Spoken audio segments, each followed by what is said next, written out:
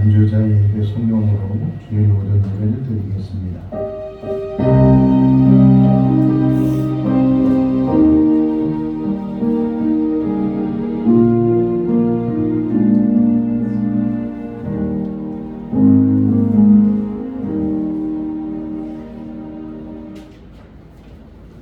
감사함으로 그의 문에 들어가며 찬송함으로 그의 궁전에 들어가서 그에게 감사하며 그의 이름을 송축할지어다. 여호와는 선하시니 그의 인자심이 영원하고 그의 성실하심이 대대에 이르리로다. 사랑이 많으신 하나님 아버지, 한 주간도 하나님 날개 안에 품어주셨다가 오늘 거룩한 날 주의 전을 사모하는 주의 백성들이 이곳에 모여서 예배를 올려드립니다. 영과 진리로 드려지는 예배, 하늘문이 열려지고 우리의 예배가 상달되게 하여 주시옵소서. 하나님만 바라보게 하시고 하나님만 영광 받아 주시옵소서. 예수님의 이름으로 기원하옵나이다. 아멘. 다 같이 일어나시겠습니다. 찬송가 29장입니다.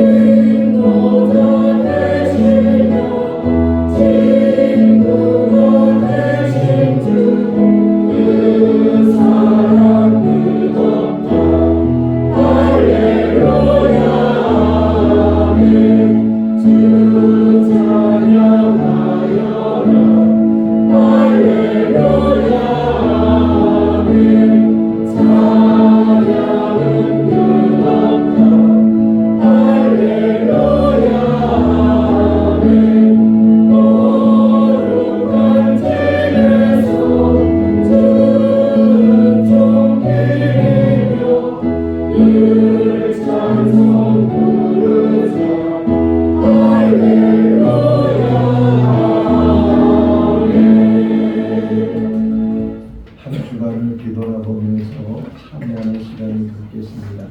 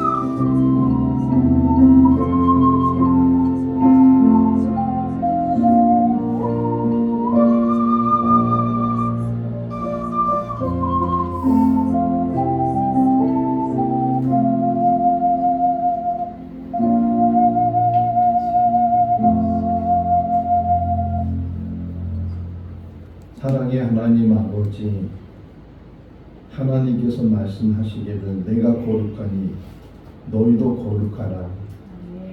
우리의 일주일의 삶을 뒤돌아볼 때 거룩하지 못했던 우리의 모습이 보입니다.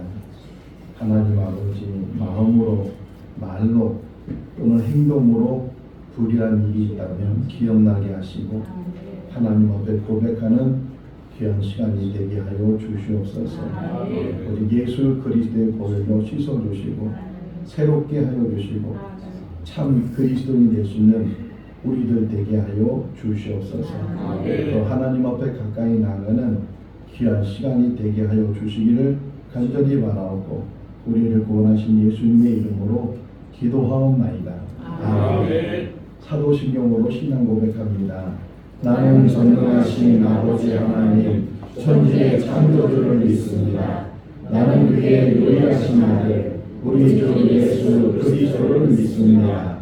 그는 성령으로 잉태되어 동정녀 마리아에게서 나시고 본디오 빌라도에게 고난을 받아 십자가에 못 박혀 죽으시고 장사된 지 사흘 만에 죽은 자 가운데서 다시 살아나셨으며 하늘에 오르시어 전능하신 아버지 하나님 우편에 앉아 계시다가 거기로부터 살아있는 자와 죽은 자를 심판하러 오십니다. 나는 성령을 믿으며 거룩한 공교회와 성도의 교제와 죄를 용서받는 것과 몸의 부활과 영생을 믿습니다. 아멘. 자리에 앉으시겠습니다. 찬송가 289장입니다.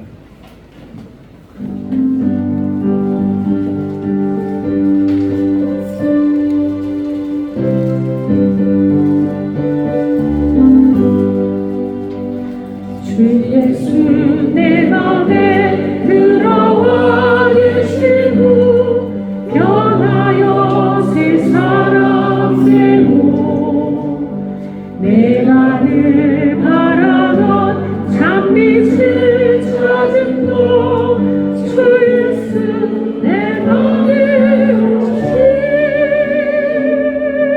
주 예수 내 맘에 오신 주 예수 내 맘에 오신 물밀듯 내 맘에 기쁨이 넘치고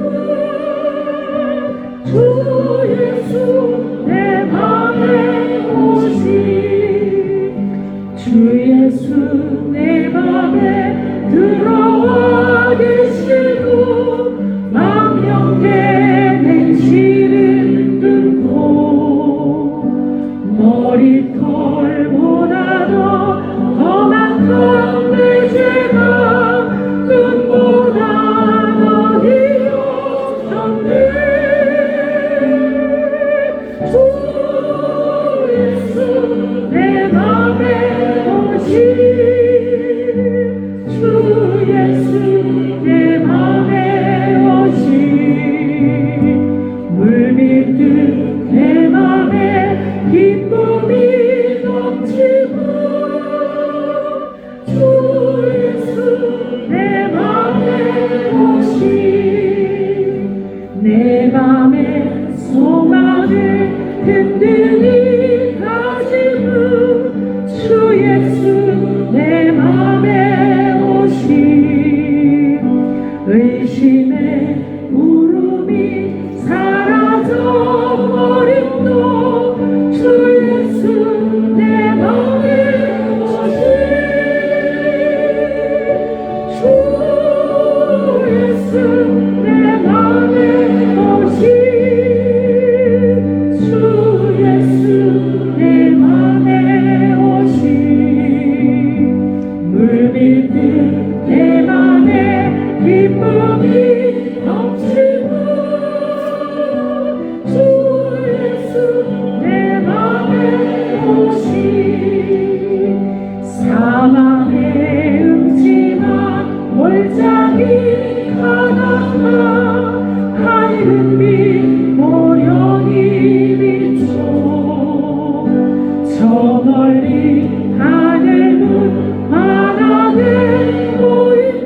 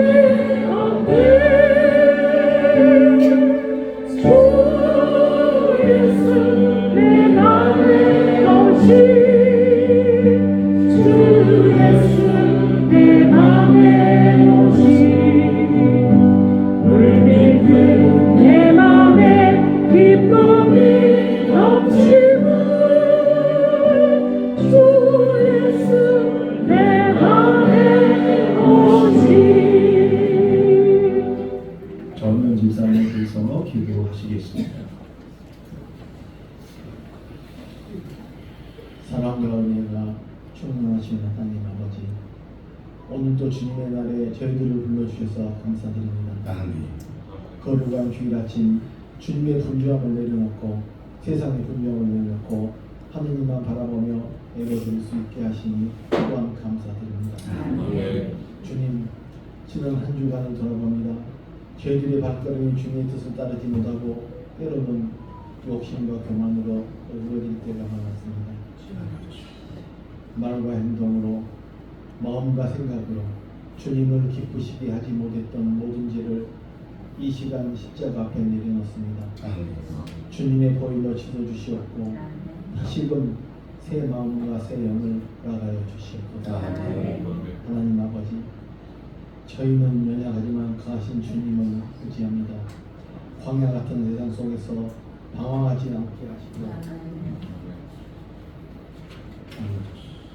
주님의 말씀을 등불 삼아 걸어가게 없어서 주님의 뜻을 분별하는 지혜와 그 뜻을 순종할 수 있는 믿음을 더하여 주시옵소서. 이 나라 민족을 위하여 기도합니다. 분열과 갈등이 아니라 화해와 평화를 일어나게 하시옵고 불의와 탐욕이 아니라 정의와 사랑이 세워지게 하옵소서. 지도자들에게 하나님을 경외하는 마음을 주셔서 공의와 진리로 다스리게 하옵소서. 특별히 어려운 가운데 있는 이웃들, 경제적 어려움과 어려운 질병, 외로움과 상처 속에 있는 이들에게 주님의 위로와 치유의 손길이 임하게 하시옵소서. 또한 우리의 교회를 기억하여 주시옵소서. 주님께서 세우신 이 공동체가 세상의 소금과 빛의 사명을 감당하게 하여 주시고 예배와 말씀, 기도와 섬김이 풍성하게 하여 주시옵소서. 각 부서와 사역 위에 성령으로 기름 부어 주셔서 모든 것이 주님의 영광을 드러내는 도구가 되게 하옵소서. 아버지 하나님, 이 시간 말씀을 대언하신 목사님을 위해 기도합니다. 성령의 말씀을 더하여 주시고 선포되는 말씀이 살아 움직이며 우리 심령을 찔러 변화시키는 능력이 되게 하옵소서. 듣는 저희 마음을 열어주셔서 말씀을 믿음으로 받고 삶 속에서 열매 맺게 하옵소서. 주님을 예배를 위하여 하시는 전도사님의 찬양과 찬양 관리, 식사 준비와 예배 준비하는 모든 이에게 해와 같은 주님의 은혜가 넘치기를 기도합니다. 오늘 드리는 찬양과 기도, 헌금과 봉사 모두가 사람이 아닌 주님께 올려지는 거룩한 향기가 되게 하옵소서. 주님 처음부터 끝까지 주님만 높임을 받으시오며 주님의 임재가 충만히 임하게 하옵소서. 감사드리며 우리를 죄와 사망에서 구원하신 예수님 이름으로 기도드립니다. 아멘.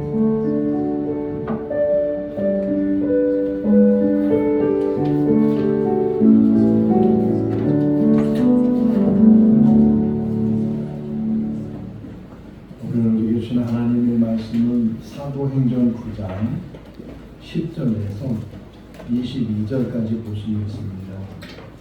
사도행전 9장 10절에서 22절 말씀까지 한 절씩 교독하겠습니다. 그때에 다메섹에 아나니아라는 제자가 있더니 주께서 환상 중에 불러 이르시되 아나니아냐 하시거늘 대답하되 주여 내가 여기 있나이다 하니 주께서 이르시되 일어나 죽거라 거기서 주께서 서성한 사울이라는 사람을 찾으라 그가 너를 원치 중이라.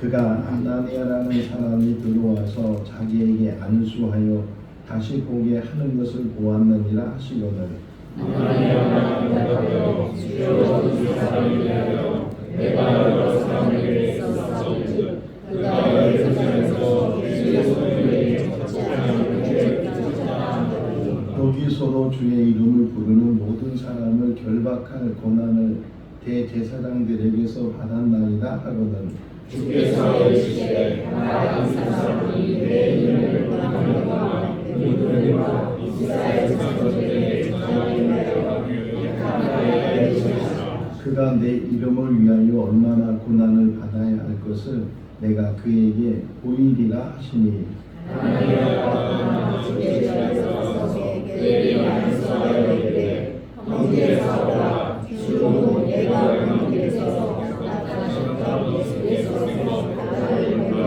너도 다시 회개하시고 성령으로 충만하게 하시라. 즉시 사울의 눈에서 비늘 같은 것이 벗어져 다시 보게 된지라.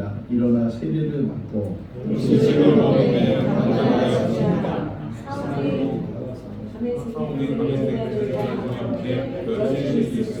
즉시로 각 회당에서 예수가 하나님의 아들이심을 전파하니 듣는 사람이 나가라가되 이 사람이 사탄에서 이 이름을 부르는 사람을 연하나오자 여기 온 것도 그들을 발악하여 내 뜻을 사람에게 같이요 사울은 힘을 얻어 예수를 그리스도라 증언하여 다윗에게 쌓인 유대인들을 강력하게 하니라. 아멘. 전교인 찬양대가 함께 찬양을 드리겠습니다.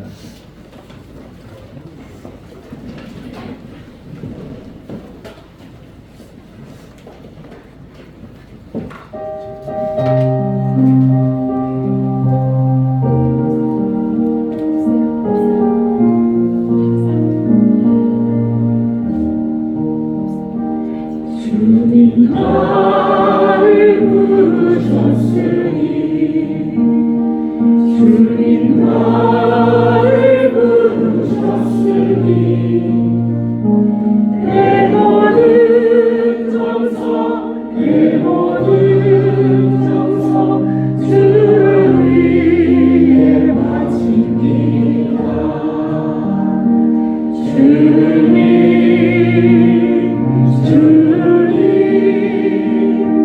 나의 기도를 응사 영원토록 주님만을 사모하게 하옵소서. 주님 나를 사랑했으니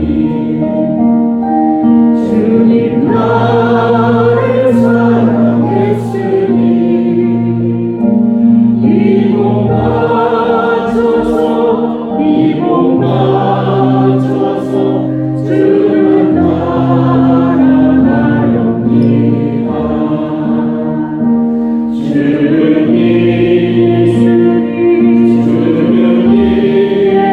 예수님 나의 기도를 응사 언제까지 주님만을 사랑하게 하옵소서.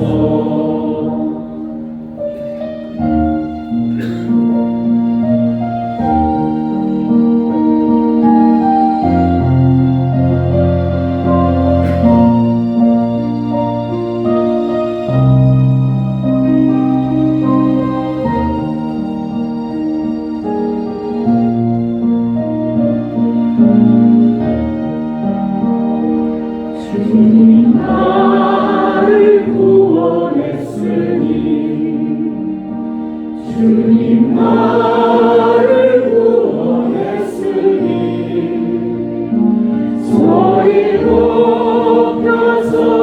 소리 높여서 주를 찬양하렵니다. 주님 예수님 나의 기도를 응사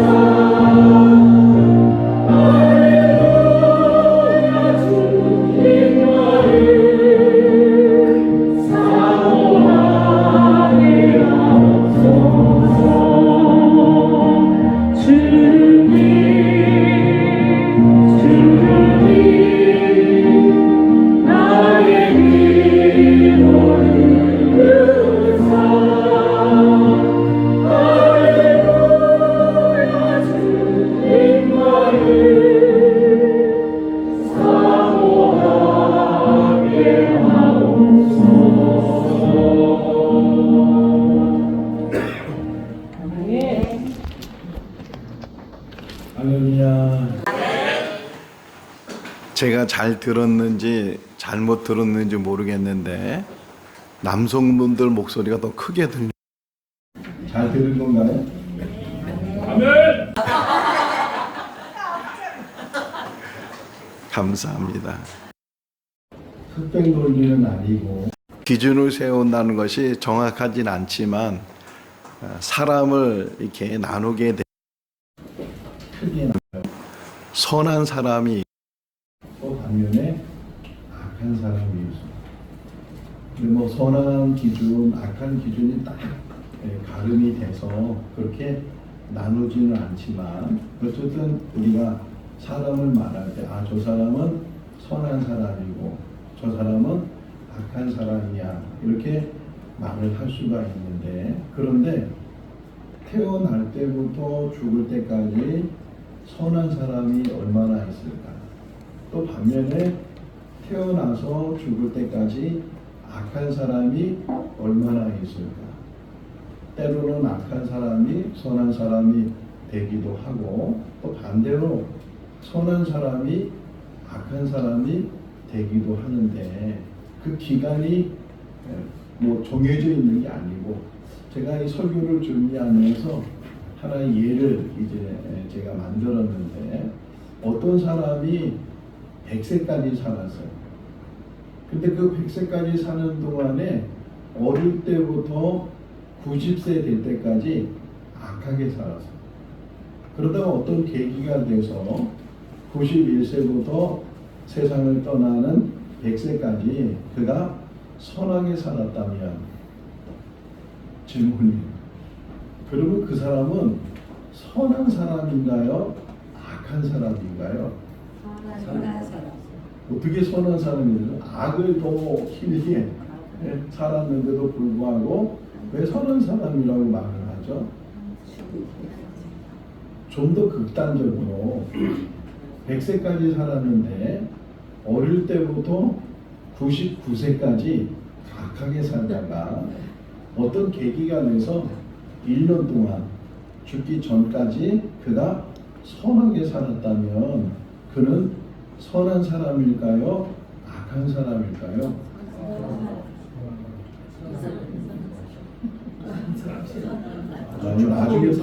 나중에 토론을 한번 해보실게요.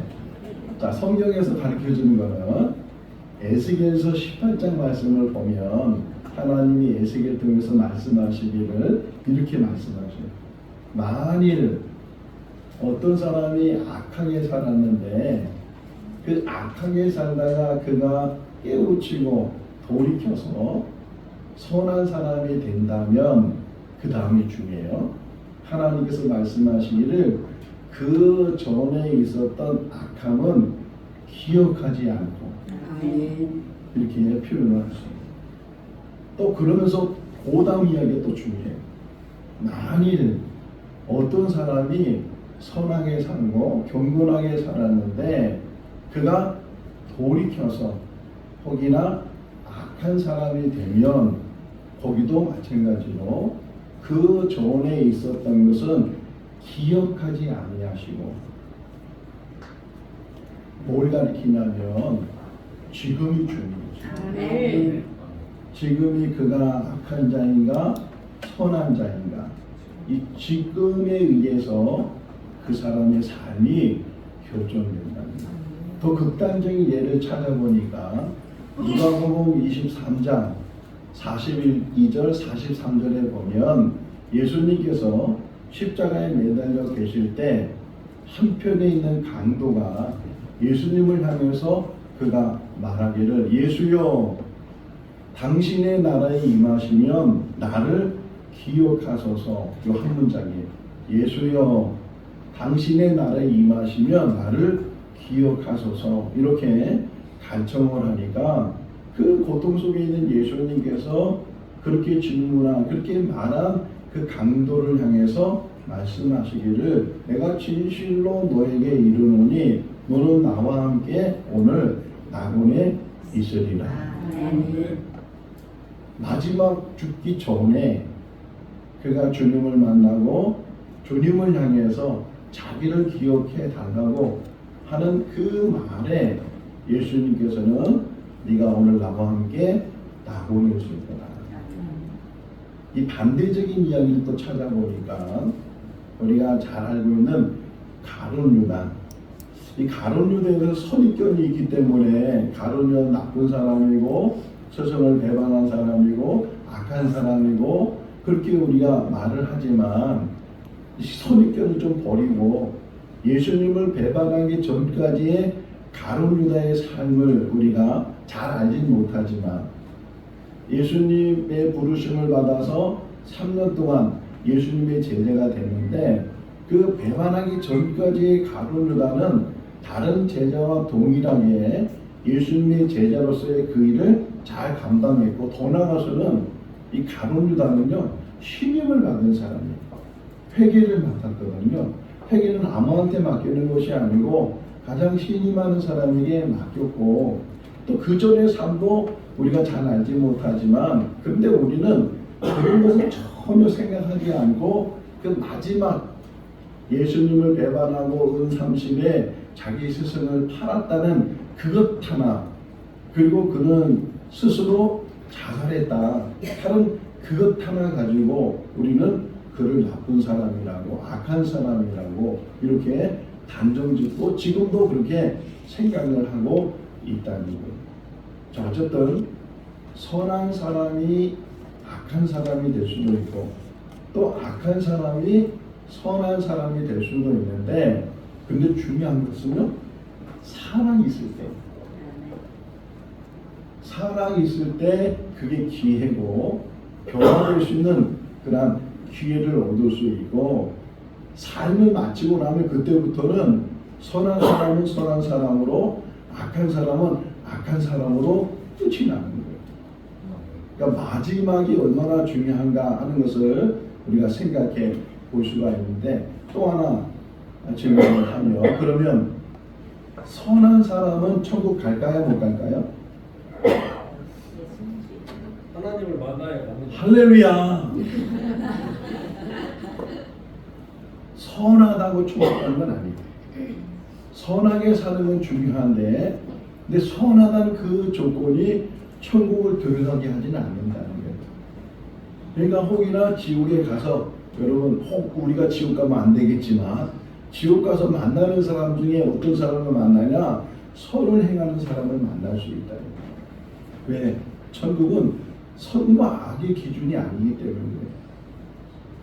다시 강도 만난 사람 보세요. 자, 강도 만난 사람이 죽기 전에 예수님을 향해서 한 문장을 얘기했다 그랬잖아요. 뭐라고 얘기했다고요? 예수요. 그래서 예수요. 예수요. 당신의 나라에 임하실 때에 나를 기억하소서. 이 한 문장이에요. 근데 이 한 문장이요. 어마어마한 신앙 고백이 들어있어요. 선한 게 아니고 악한 게 아니고 믿음이 있습니다. 예수요 이렇게 표현했단 말이에요. 그리고 당신의 나라가 있다는 것을 내가 인정합니다. 그리고 당신의 나라에 들어갈 수 있는 들어가든지 못 들어가다는 것은 당신에게 있습니다. 당신이 마음만 먹으면 결정하기만 하면 그러면 나 같은 죄인도 구원받을 수 있는 죄인도 당신의 나라에 들어갈 수 있습니다. 이 고백이에요.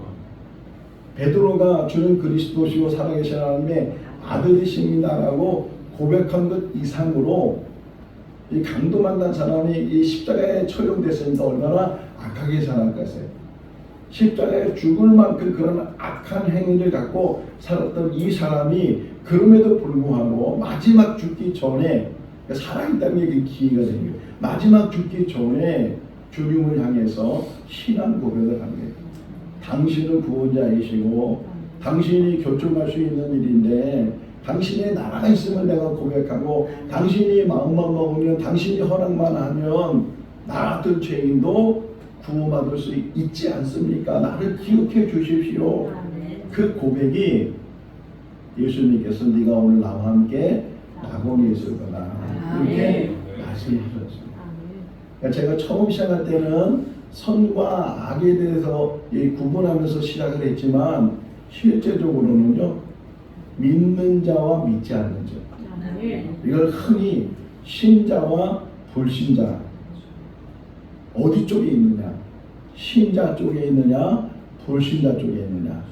근데 처음 설명한 것처럼 수십 년 동안 신자 쪽에 있다가 그 마지막 순간에 그 마지막을 이겨내지 못하고 마지막을 견뎌내지 못하고 불신자 쪽으로 가는 사람이 있고, 수십 년 동안에 불신자의 삶을 살다가도 마지막 순간에 죽기 전까지 그때 신자 쪽으로 가는 사람도 있다. 그러니까 우리가 경각심을 가지고 있어요. 때로는 긴장이 필요한데 지금 이렇게 신앙생활 잘하는 모습으로 살고 있는 건 너무 귀해요. 근데 이것이 어디까지 가야 된다고요?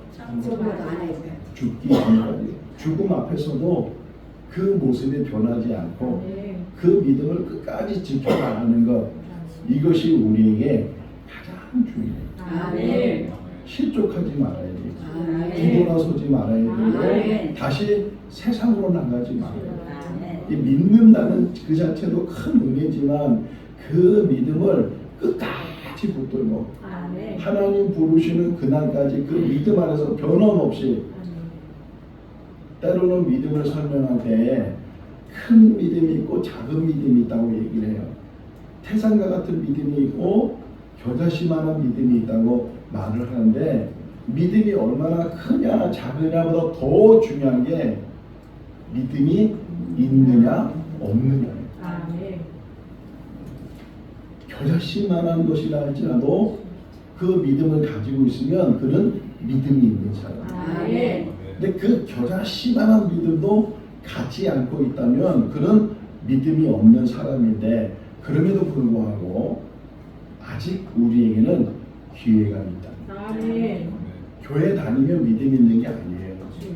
믿음이 뭔지를 깨닫고 그 믿음을 온전히 자기 것으로 자기가 그 믿음을 붙들고 하나님 앞에 온전히, 뭐 여러 가지 설명을 할 수 있지만 가장 중요한 것은 예수 그리스도를 믿느냐, 자기 구주로 믿느냐, 예수 안에서 거듭났느냐, 이게 겨자씨만큼 있어도 그는 믿음이 있는 사람이다. 요람에서 무덤이라는 말이 있죠. 요람에서부터 무덤까지, 태어나서부터 죽는 날까지, 이게 일생이에요. 사람은 한 번 태어나서 한 번의 삶을 살아가고 있는데, 이걸 시간적으로 나누게 되면 과거와 현재와 미래로 나누거든요. 그런데 그 과거라는 것, 그러니까 지금 계속 시간이 흐르잖아요. 1분 전만 해도 과거가 되고 1초 전만 해도 과거가 되는데, 이 과거라는 의미가 어떤 의미냐면 과거는 바꿀 수가 없어요. 고칠 수가 없어요. 변화시킬 수가 없어요. 그래서 항상 중요한 것은 현재랍니다.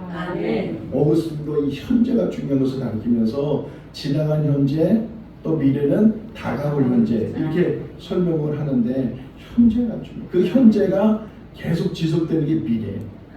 내 믿음이 지금 있는가 없는가를 확인하고, 그 있는 믿음이 있다면 결하시만한 믿음이라 할지라도 그것을 계속 지속하는 것, 계속 붙들고 사는 것, 이게 그리스도인이고 이게 믿음의 삶이 되는 거예요. 오늘 본문에 나오는 등장인물은 사울이라는 사람이에요.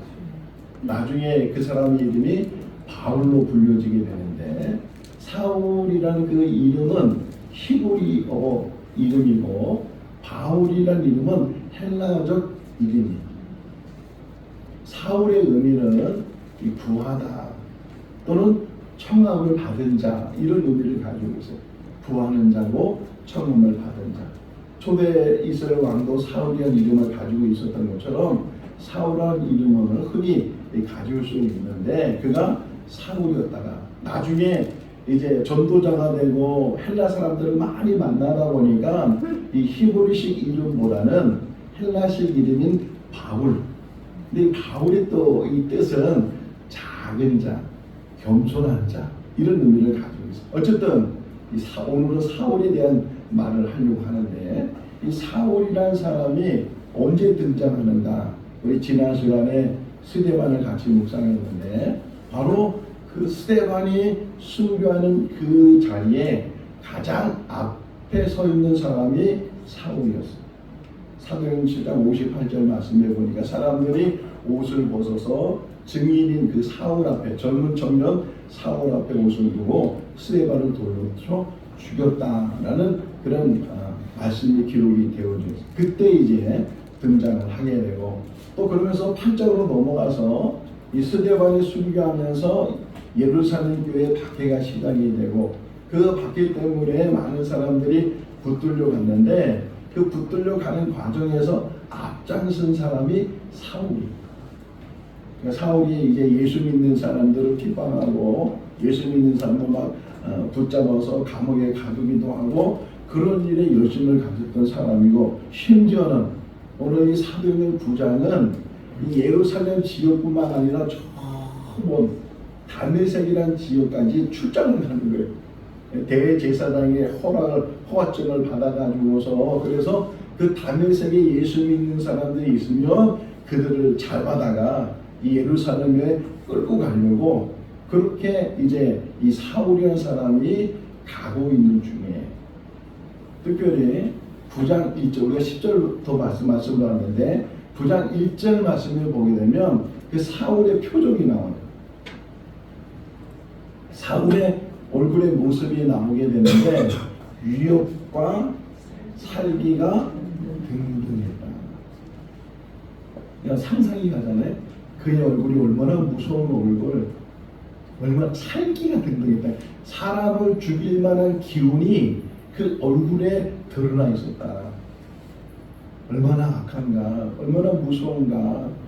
이런 얼굴을 가지고 지금 다메섹으로 가다가 이 다메섹 도상에 들어가기 전에 환한 빛을 갑자기 보게 되고 또 소리를 듣게 돼서 예수님을 거기서 만나게 돼요. 그러면서 사울이 눈이 멀어. 8절 말씀을 보면 눈이 멀어서 앞을 못 보니까 사람들에 의해서 이제 다메섹으로 들어가게 됐다. 사울은요, 태어날 때부터 좋은 집안에 태어나서 로마 시민권이 태어날 때부터 가지고 있었고, 또 이 학벌도 그 당시에 가장 훌륭한 가말리엘이라는 사람의 문화생으로 학벌이나 집안의 어떤 그 모든 것들이 흔히 요즘 말하는 금수저, 그런 삶을 살았던 사울이 부족함이 없었고 모자람이 없었고, 그런 사울이 어떻게 변화될 수 있겠어요? 지식도 다른 사람보다 충만한 사람이었고 삶도 부족함이 없는 그런 삶이었는데 그가 변화돼. 이 3일이라는 것이 중요해요.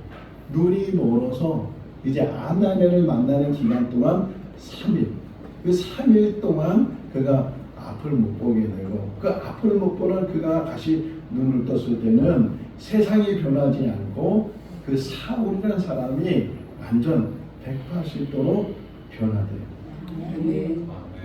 사람은 할 수 없지만 하나님은 능히 하실 수 있는 줄을 믿습니다. 변화되지 안 되는 사람이 없다.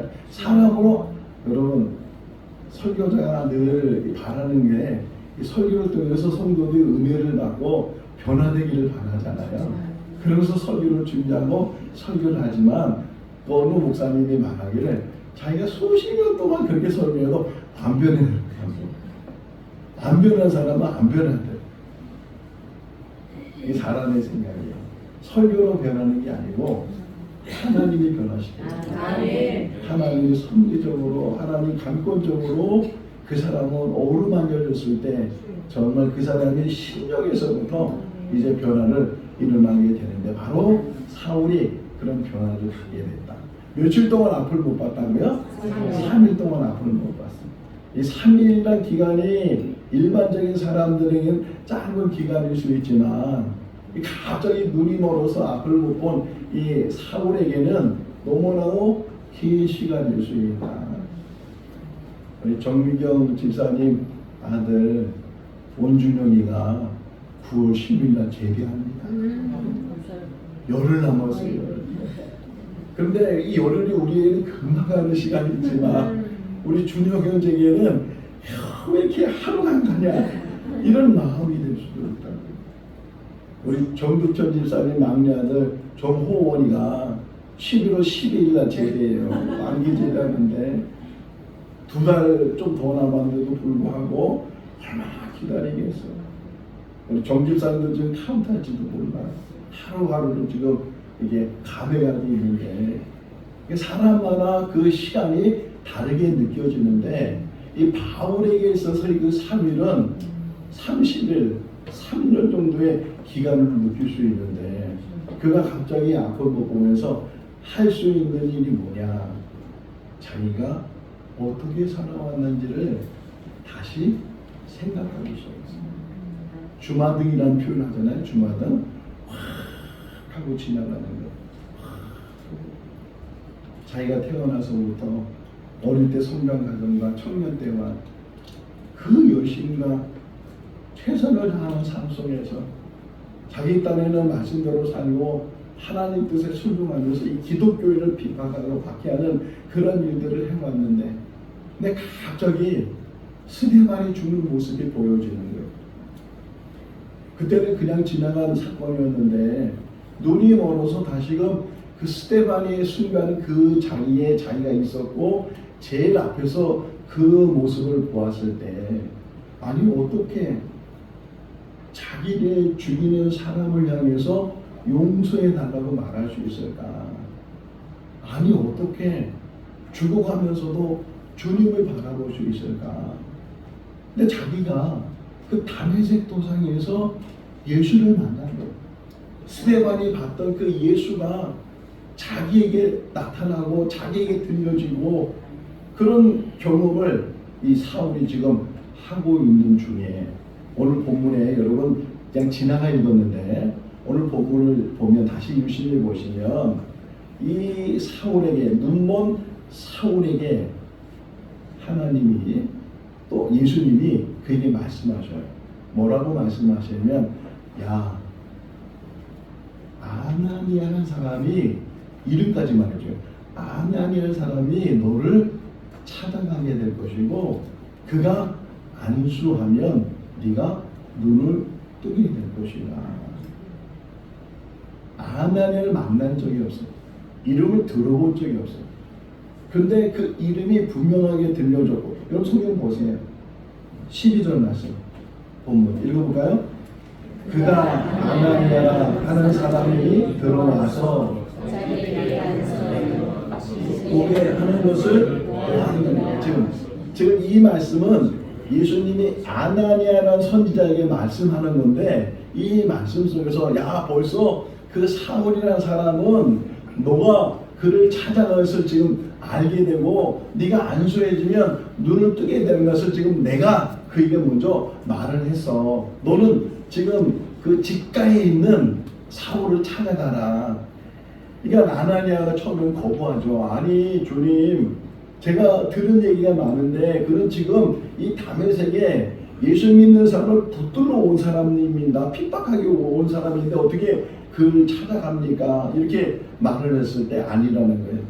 그는 내가 택한 사람이고 후에 얼마나 고난을 많이 받게 될지 그가 이제 나중에 알게 될 텐데 내가 택한 사람이다. 나의 택한 그릇이다.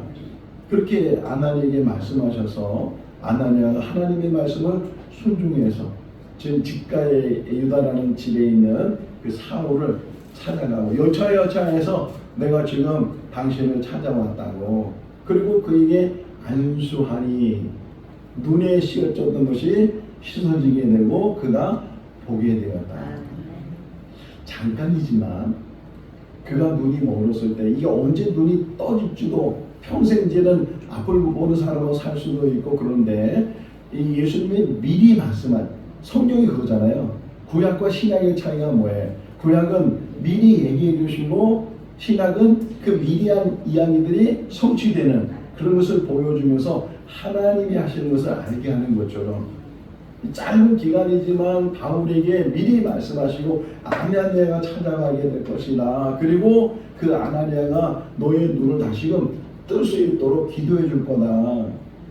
정말 그 일이 현실로 일어나게 되고 앞을 못 봤던 사울이 앞을 보게 되고 음식을 먹으며 힘을 얻어서 20절에 보게 되니까 득시로 그가 해당을 찾아다니면서 예수님이 하나님의 아들이시다고 증언하기 시작했다. 자, 그런데 문제가 생겼어요. 사울이 이제 눈을 뜨고 예수를 증거한 180도 변한 그런 삶을 사는데 양쪽에서 이 사울을 받아주지 않는 거예요. 유대인들은 배반자라고, 아니 어떻게 저렇게 배반할 수 있냐고 이 사울에 대해서 심지어는 죽이려고 해요. 이 다메섹에서도 광주리에 줄을 타고 내려와서 도망갈 정도로 이 유대인들이 너무 격분하고 어떻게 저게 사람이 변할 수 있느냐고 이렇게 격분한 상황이 있고, 또 반면에 기독교인들은 아우 잘 오셨다고 잘 해주겠다고 이게 받아줘야 되는데 의심하는 거예요. 이 연막전술이야, 연막전술. 우리 기독교인들을 더 많이 잡아가려고 기독교인이 된 것처럼 저렇게 잠깐 변장하고 변술로 우리에게 호심을 사가지고서 그래서 우리를 잡아가려고 경계하는 거예요. 그러니까 유대인 쪽에서도 바울에 대해서 격분하고 기독교인 쪽에서도 이 바울을 잘 안 받아줘요. 결국은 이 바울이 아라비아라는 곳에 가서 3년 동안 있다가 또 다시 예루살렘에 왔지만 예루살렘에서 계속 안 받아주니까 다소라는 자기 고향으로 가서 한 10여 년 정도 거기서 지내요. 자, 이 말씀을 묵상하면서 금방 사람은 변했지만 그 금방 변했다고 해서 하나님이 그 사람을 세워서 하나님의 일을 시키는 것이 아니고 자숙하는 기간이 필요하고 준비하는 기간이 필요해요. 그리고 때가 되니까 바나바라는 사람이 5가지 사울을 찾아가서 동역자로 안디옥의 동역자로서 나중에는 정말 세계적인 그런 선교하는 그런 사람으로 하나님께서 귀하게 세우셨는데 결론이에요. 이 사울이라는 사람을 묵상하면서 사울, 이 개종이라고 하거든요. 유대교에서 기독교로 개종한 사람이라고 표현하는데 개종하기 전에 사울과 개종한 후에 사울의 모습을 볼 때 세상적으로 보면요, 개종하기 전에 사울이 출세하고 잘 나갈 수 있는 그런 환경을 가지고 있어요. 집안도 좋고 학벌도 좋고 유대교의 지도자가 되고 가말리엘 후임으로 가말리엘 다음으로 그 유대교의 지도를 할 수 있는 그런 위치까지 올라갈 수 있는 사람이 사울이었어요. 반면에 개종하고 나서 다메섹에서 개종하고 나서 사울의 삶은 출세하는 길이 아니고 고난이었다. 다 잊어버린 길. 고린도후서 11장 말씀을 보게 되면 그가 얼마나 많은 고난을 당했는지 이렇게 표현해. 내가 여러 번 죽을 고비를 넘겼다. 매를 맞을 때도 사실이 하나 강한 매를 여러 번 맞았고 풍랑을 만나고 강도를 만나고 허기져서 먹지도 못하고 이런 표현을 하면서 내가 이렇게 주님의 일을 하면서 하나님의 일을 하면서 이런 고난과 고통 속에서도 내가 그래도 이것을 놓지 않는 것은 하나님 일 속에 행복이다. 아멘. 하나님을 믿는 이유는 이 세상에서 출세하거나 성공하거나 모든 게 잘 되거나 그러기 위해서 믿는 게 아니고 하나님 믿는 이유는 천국이 있어요. 아멘. 천국에 들어가기 전까지 각자에 주어진 그 사명을 감당하다가 그것이 고난이 날지라도 고통이 날지라도 그것이 큰 어려움 속에 있는 삶이랄지라도 인내하면서 각자 자기에게 주어진 그 삶을 감당하다가 마지막 하나님이 부르시면 주여 어서 오시옵소서. 아멘. 사울의 진정한 행복은 출세에 있는 것이 아니고 주님의 일을 하면서 고난당하고 고통 속에 그럼에도 불구하고 그 안에 기쁨이 있고 즐거움이 있고 산 소망이 있어서 그가 믿음으로 승리했다는 것처럼 우리 한 사람 한 사람도 이 땅에서 호요호식하는 것이 행복이 아니고 혹 가난하게 살고 혹 병중에 있다 할지라도 천국 안에 천국을 바라보면서 믿음으로 끝까지 그 믿음 변함없이 끝까지 그 믿음 지켜나가는 것이 참된 행복일 줄로 믿습니다. 기도하겠습니다. 사랑이 많으신 하나님 아버지, 모든 사람은 행복을 찾아 나섭니다. 그러나 진정한 행복이 하나님께 있고 천국에 있는 줄로 믿습니다. 사울이 변화돼서 하나님의 종이 되고 하나님의 사역자가 됐을 때 그런 출세의 길도 막혔고 성공의 길도 막혔습니다. 그러나 그의 삶은 행복한 삶이고 승리자의 삶인 줄로 믿습니다. 우리도 그 삶을 따라갈 수 있는 은혜가 있게 하여 주시옵소서. 진정한 행복을 깨닫게 하여 주시옵소서. 예수님의 이름으로 기도하옵나이다. 아멘. 오늘 이 시간에는 3구역 식구들 나와서 찬송하면서 봉헌하겠습니다. 우리 3구역 가족들 나와서 결성하겠습니다.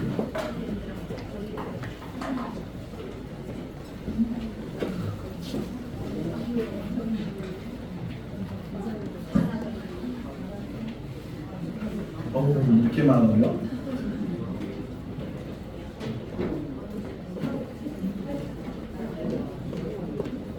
찬송가 478장 1, 2절은 3구역 식구들이 4절은 전체 같이 우리 찬송하겠습니다.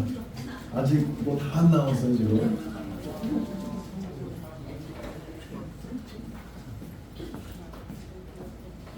제일 많네.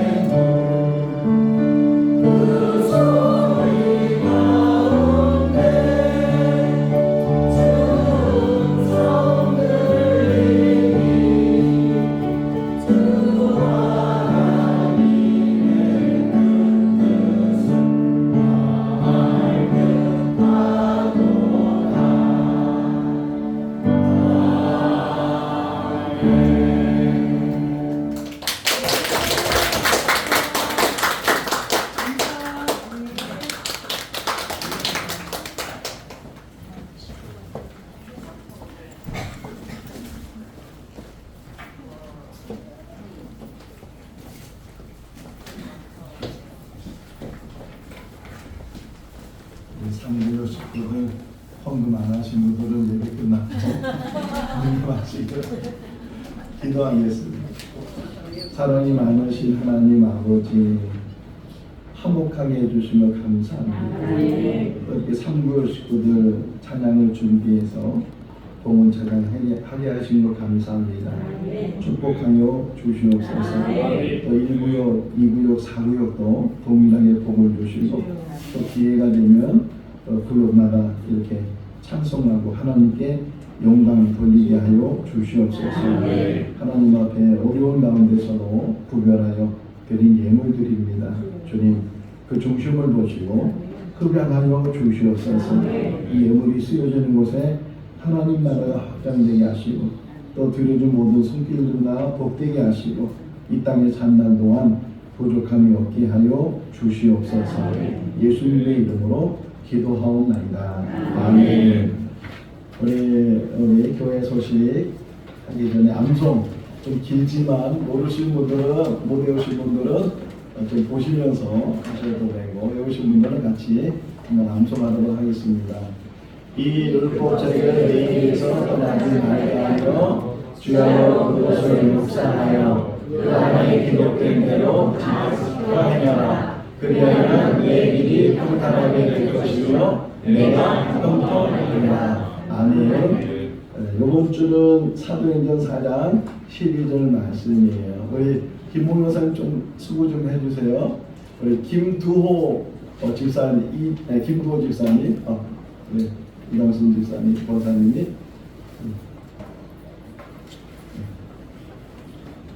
우리 사도행전 4장 12절 읽어볼까요? 다른 이로서는 구원을 받겠어 수많은 사람 중에 구원을 받을 만한 다른 이름을 우리에게 주신 일이 없습니다. 한 절이니까 매일 좀 묵상하다 보면 저절로 암송이 되고 또 깊이 묵상이 될 줄로 압니다. 우리 김도 집사님 오늘 빌립보서 2장 3절 말씀을 주셨습니다. 예배 마치면 곧바로 우리 교육자들하고 교회 운영위원들 목양실에서 기도 모임을 갖게 될 것이고 또 재직회가 다음 주일에 있고 또 예배 주일날은 오후 1시부터 2시까지 중보 기도 시간이 있습니다.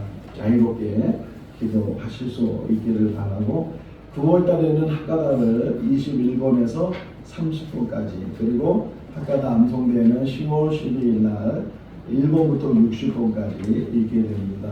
우리 유명자 집사님 한 달 전에 우리 뜨란체 아파트로 이사를 하셨고 또 저희 가정도 교회 3층으로 사택 이사를 하였습니다. 우리 권사회에서 상의하면서 결정한 사항인데 9월 한 달 동안 각자가 시간을 정해서 1시간 동안 매일 기도하기로 이렇게 결정하겠습니다. 자기가 기도할 수 있는 시간을 정해서 잘 할 수 있도록 위해서 기도를 해 주시기를 바라고 또 우리 이강래 전사님이 전도를 해서 한 분이 또 등록을 했습니다. 김태동 성도님이시면 잠깐 일어나실까요? 환영의 박수 하겠습니다.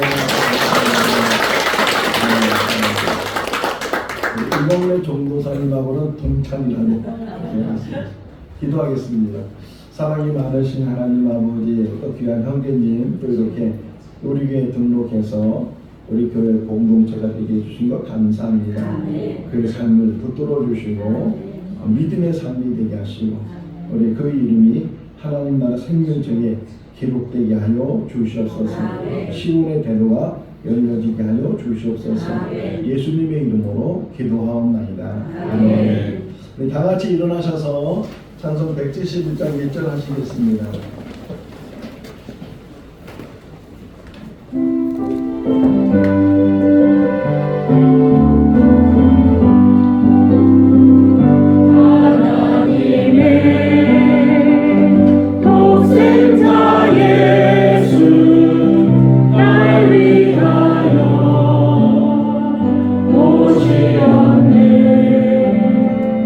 내 모든 죄